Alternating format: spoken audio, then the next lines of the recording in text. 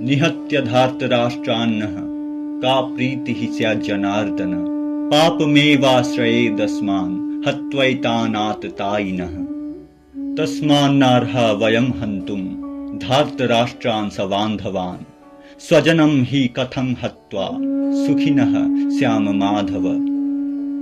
ধৃতরাষ্ট্রের এই পুত্রদের নিধন করে কি সুখ হবে জনার্দন? কেবলমাত্র পাপ অর্জন হবে এই আততায়ীদের হত্যা করলে। এই সবান্ধবদের হত্যা করা আমার উচিত বলে মনে হচ্ছে না। হে মাধব, স্বজনদের সংহার করে আমরা কিভাবে সুখী হব? বেদের অনুশাসন অনুযায়ী শত্রু 6 প্রকার। যে বিষ প্রয়োগ করে, যে ঘরে আগুন লাগায়, যে মারাত্মক অস্ত্র নিয়ে আক্রমণ করে, যে ধনসম্পদ লুণ্ঠন করে, যে অন্যের জমি দখল করে এবং যে বিবাহিত স্ত্রীকে হরণ করে।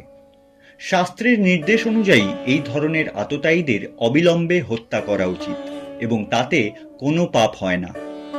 পঞ্চপাণ্ডবের বিরুদ্ধে এই প্রত্যেকটি পদক্ষেপই ধৃতরাষ্ট্রের পুত্রেরা নিয়েছিলেন, তাই অবশ্যই তারা ছিলেন পঞ্চপাণ্ডবের পরম শত্রু। কিন্তু ধৃতরাষ্ট্রের পুত্রেরা আত্মীয় হওয়ায় অর্জুন তাদের হত্যা করতে চাননি। অর্জুনের চোখে এই যুদ্ধ স্বজনদের হত্যা করে নিজের সম্পত্তি আদায়ের প্রচেষ্টা হলেও প্রকৃত অর্থে এই যুদ্ধের উদ্দেশ্য ছিল আরও সম্প্রসারিত।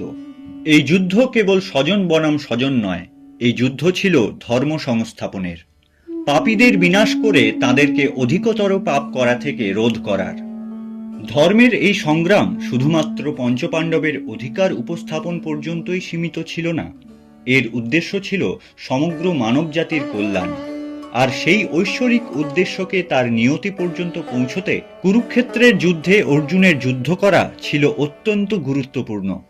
পৃথিবীর বুকে জীবনযাপন করা সাধারণ এক জীবের ন্যায় অর্জুনও স্বাভাবিকভাবেই তার স্বজনদের প্রতি আবেগপ্রবণ ছিলেন, এবং সেই আবেগ তথা মোহ তাকে সেই বৃহত্তর কল্যাণের পরিচিতি থেকে বিরত রেখেছিল।